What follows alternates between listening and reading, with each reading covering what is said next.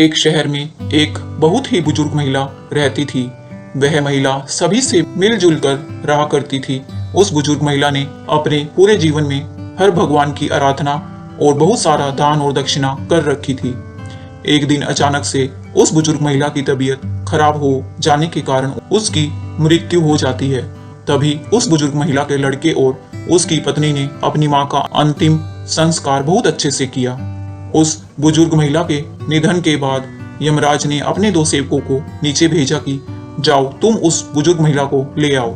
जैसे ही यमराज के सेवक उस बुजुर्ग महिला को लेने के लिए आए तो वह बुजुर्ग महिला उनके साथ जाने लगी। थोड़ी दूर चलने के पश्चात रास्ते में एक बहुत ही गहरी नदी मिली, जहां पहुंचकर यमराज के सेवकों ने उस बुजुर्ग महिला से कहा, क्या तुमने अपने जीवन में कभी गोदान किया हुआ है? तब वह बुजुर्ग महिला सच्चे मन से गाय का ध्यान करने लगती है। तभी वहां पर अचानक से एक गाय प्रकट हो जाती है, जिसकी पूंछ पकड़कर वह बुजुर्ग महिला उस नदी को पार कर जाती है। फिर थोड़ी दूर आगे चलने के पश्चात रास्ते में बहुत सारे काले कुत्ते आ जाते हैं, जिनको देखकर यमराज के सेवक उस बुजुर्ग महिला से कहते हैं कि क्या तुमने अपने जीवन में कुत्तों को दान दिया था? तब वह बुजुर्ग महिला एक बार फिर से सच्चे मन से कुत्तों का आह्वान करने लगती है। तब वहां से सारे काले कुत्ते अपना रास्ता बदलकर कहीं और चले जाते हैं और फिर वह बुजुर्ग महिला और यमराज के सेवक आगे की ओर चल देते हैं। थोड़ी दूर चलने के पश्चात एक कौवा उस बुजुर्ग महिला के सिर पर अपनी चोंच से कड़ा प्रहार करने लगता है, जिसको देखकर यमराज के सेवक उस बुजुर्ग महिला से पूछते हैं कि क्या कभी तुमने अपने जीवन में किसी भी पंडित या ब्राह्मण की लड़की के सिर पर तेल से मालिश की है या नहीं? तभी वह बुजुर्ग महिला यमराज के सेवकों की बात सुनकर ब्राह्मण की बेटी का सच्चे मन से आह्वान करना शुरू कर देती है, जिसके बाद वह कौवा उस बुजुर्ग महिला को चोंच मारना बंद कर देता है और वहां से चला जाता है। फिर वहां से वह बुजुर्ग महिला और यमराज के दोनों सेवक आगे की ओर चल देते हैं। थोड़ी दूर चलने के पश्चात जब वह बुजुर्ग महिला और यमराज के दोनों सेवक आगे की ओर बढ़ने लगते हैं तो उस बुजुर्ग महिला के पैरों में कांटे चुभना शुरू हो जाते हैं, जिसके बाद यमराज के सेवक कहते हैं कि क्या तुमने कभी भी अपने जीवन में खड़ाऊ दान की है? जिसके बाद वह बुजुर्ग महिला उनकी बात सुनकर खड़ाऊ का आह्वान शुरू कर देती है। देखते ही देखते उस बुजुर्ग महिला के पैरों में खड़ाऊ आ जाती है और वह बुजुर्ग महिला और यमराज के दोनों सेवक आगे की ओर चल देते हैं, जिसके बाद दोनों सेवक उस बुजुर्ग महिला को यमराज के पास ले जाते हैं और फिर यमराज बुजुर्ग महिला को चित्रगुप्त के पास ले जाते हैं।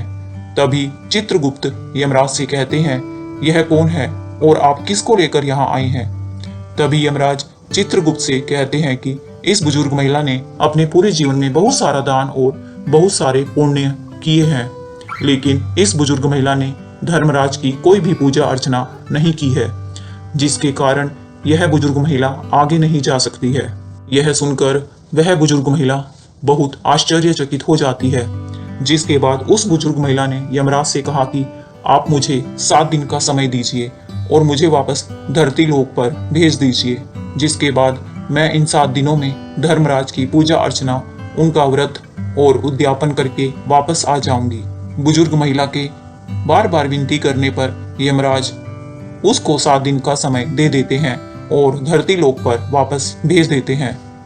धरती लोक पर वापस पहुंचकर जब सभी लोग उस बुजुर्ग महिला को देखते हैं तो उनसे डरकर चारों तरफ भागने लगते हैं और कहने लगते हैं कि भूतनी आ गई, भागो यहाँ से।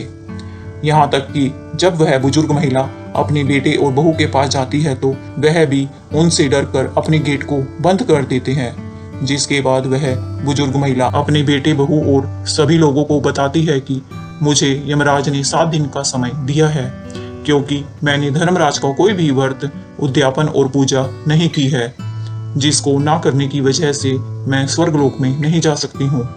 अब मैं यहाँ धरती लोक में धर्मराज की पूजा अर्चना और उनका उद्यापन करने आई हूँ। यह सुनकर उस बुजुर्ग महिला के लड़के और उसकी पत्नी अपनी माँ को पूजा करने के लिए सभी वस्तुएं लाकर दे देते हैं, जिसके बाद वह बुजुर्ग महिला धर्मराज की पूजा करना शुरू कर देती है और उनका उद्यापन करने के बाद जब वह सभी को कहानी सुनाना शुरू करती है तो सभी लोग वहां से उठकर भाग जाते हैं। जिसके बाद वह बुजुर्ग महिला अपने पड़ोस में एक महिला से कहानी सुनने का आग्रह करती है और वह महिला कहानी सुनने को तैयार हो जाती है। के बाद वह बुजुर्ग महिला उसको पूरी कहानी सुना देती है और पूजा अर्चना करने के 7 दिन बाद धर्मराज उस बुजुर्ग महिला से प्रसन्न होकर उसको स्वर्ग में जाने के लिए अपना जहाज नीचे धरती लोक पर भेज देते हैं। उस जहाज को देखकर सभी लोग बहुत ही आश्चर्यचकित हो जाते हैं और सभी लोग उस बुजुर्ग महिला के साथ स्वर्ग जाने के लिए आगे आ जाते हैं। तभी वह बुजुर्ग महिला सभी लोगों से कहती है कि तुम लोगों ने धर्मराज की कहानी नहीं सुनी है, जिसके कारण तुम लोग मेरे साथ नहीं जा सकते हो। मेरे साथ सिर्फ यह मेरी पड़ोस की साथी ही जा सकती है, क्योंकि इसने पूरी कहानी बैठकर सुनी थी। इसके बाद सभी लोग उस बुजुर्ग महिला से कहानी सुनने के लिए निवेदन करते हैं और तभी वह बुजुर्ग महिला सभी को कहानी सुना देती है। जिसके बाद सभी लोग उस जहाज में बैठकर स्वर्गलोक पहुंच जाते हैं। स्वर्गलोक में सभी लोगों को देखकर धर्मराज कहते हैं, मैंने तो सिर्फ इस बुजुर्ग महिला के लिए जहाज भेजा था, यहाँ पर तुम सब लोग कैसे आ गए? तभी वह बुजुर्ग महिला धर्मराज से कहती है, हे धर्मराज, मैंने अपने पूरे जीवन में जितना भी पुण्य कमाया है उसका आधा पुण्य इन सभी को दे दीजिए। जिसके बाद धर्मराज सभी लोगों को स्वर्गलोक में जगह दे देते हैं।